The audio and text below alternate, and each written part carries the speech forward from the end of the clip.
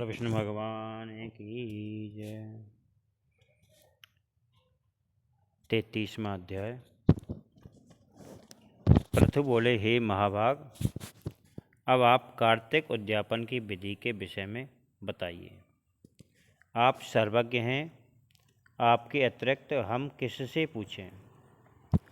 तो नारद जी ने कहा, हे राजन, इस व्रत के उद्यापन की विधि को सुनो। व्रत की संपूर्णता तथा विष्णु की प्रीति के लिए कार्तिक मास के शुक्ल पक्ष की चतुर्दशी को व्रत का उद्यापन करना चाहिए। घर के आंगन को विधिपूर्वक गोबर से लीपे, उसके बाद उद्यापन की विधि आरंभ करें। तुलसी के पौधे के ऊपर तोरण और 4 द्वारों से युक्त सुंदर मंडप बनाए, उसे अनेक पुष्पों द्वारा सजाए तथा चारों द्वारों पर मिट्टी के 4 द्वारपाल बनाकर अलग अलग स्थापित करें। पुण्यशील और सुशील, जय और विजय नामक द्वारपालों को स्थापित करके तुलसी की जड़ के समीप सर्वतोभद्र मंडल का निर्माण करें। उसमें 4 सुंदर रंगों का प्रयोग करें तथा उसके बगल में पंचरत्न युक्त कलश रखें।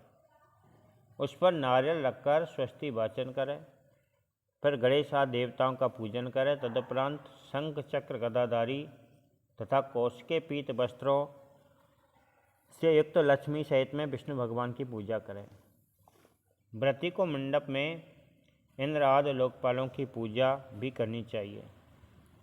श्री भगवान त्रयोदशी को जगे थे तथा त्रयोदशी को देवताओं ने उन्हें देखकर पूजा करी थी। अस्तु चतुर्दशी तिथि को भगवान का पूजन, सेवा आदि कार्य भक्तिपूर्वक करने चाहिए। फिर गुरु की आज्ञा से भगवान विष्णु की सोने की प्रतिमा बनाकर 16 उपचारों तथा भक्ष्य पदार्थों द्वारा पूजन करें। तदुपरांत विष्णु भगवान के लिए सैया दान करें। हे मुने, सैया के उपचारों को सुनो। सैया सोने की अथवा चांदी से निर्मित रंगीन वस्त्रों से युक्त होनी चाहिए।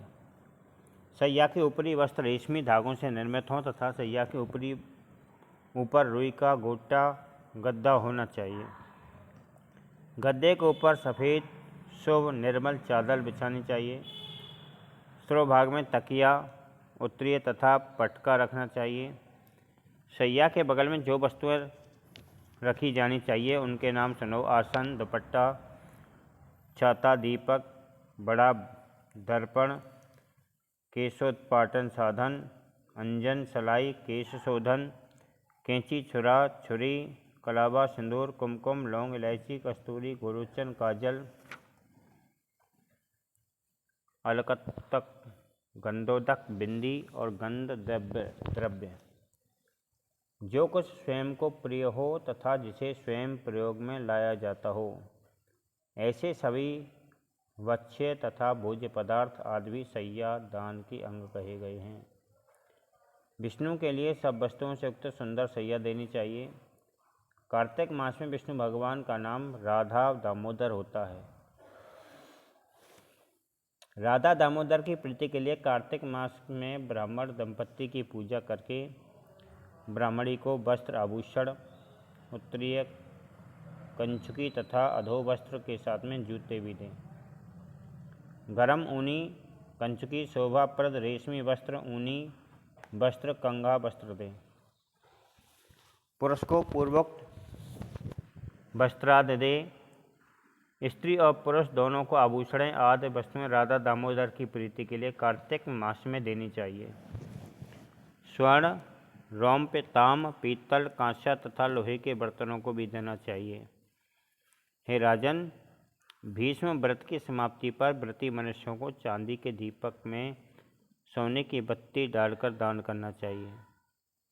इसके बाद में विद्वान देवज्ञ ब्राह्मणों को यह मंत्र पढ़ना चाहिए कि हे जगतपति, जिस प्रकार आपकी सैया कभी लक्ष्मी से रहित नहीं होती, उसी प्रकार मेरी दी हुई सैया भी जन्म जन्मांत तक सूनी न हो।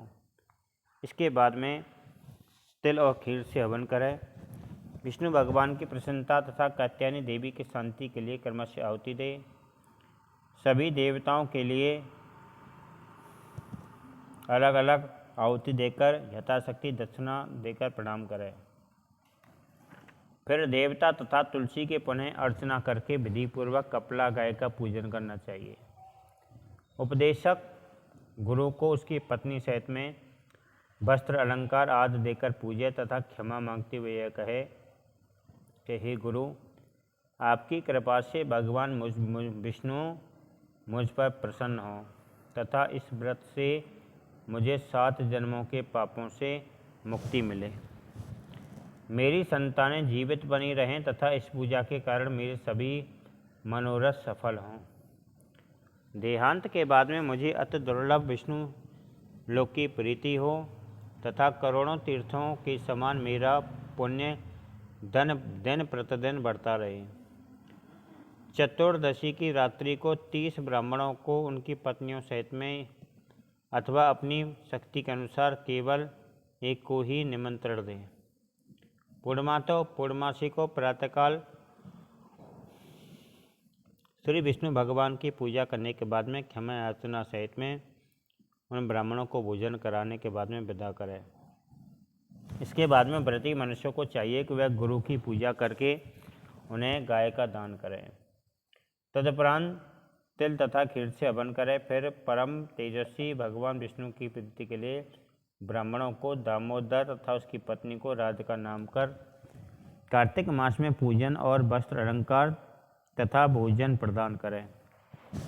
अन्न, शाक, मूल, फल आदि भी पर्याप्त मात्रा में दें। फिर द्वारपाल, कौवा, बिल्ली, चूहा, घोड़ा, चंडाल आदि को भी अन्न दे और यह कहे कि हे देवताओं के स्वामी, हे जगत निवास, आपको प्रणाम है। आप मेरी मनोकामनाओं को सफल करें। हे पुरुषोत्तम, आपको प्रणाम है। इस प्रकार प्रार्थना करके भगवान पुरुषोत्तम को अर्घ्य दे तथा पृथ्वी पर घुटने टेककर प्रणाम करते हुए यह कहे कि हे क्षीर समुद्र निवासी, हे लक्ष्मी के पति, आप लक्ष्मी सहित में मेरे अर्घ्य को स्वीकार कीजिए। जिनके नाम स्मरण एवं उच्चारण मात्र से ही तप, यज्ञ आदि क्रियाएं की त्रुटियां संपूर्णता प्राप्त कर लेती हैं, उन अच्युत की मैं वंदना करता हूँ। यह कहकर भगवान का विधि पूर्वक पूजन करें। फिर विष्णु भगवान की संतुष्टि के लिए पूर्णमासी की रात्रि को सुंदर दीपमालिका करें।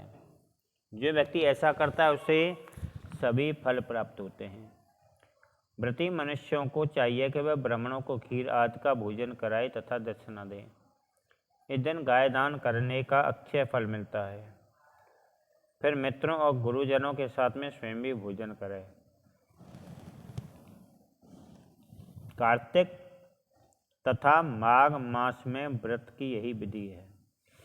वैशाख मास के व्रत का भी यही नियम है।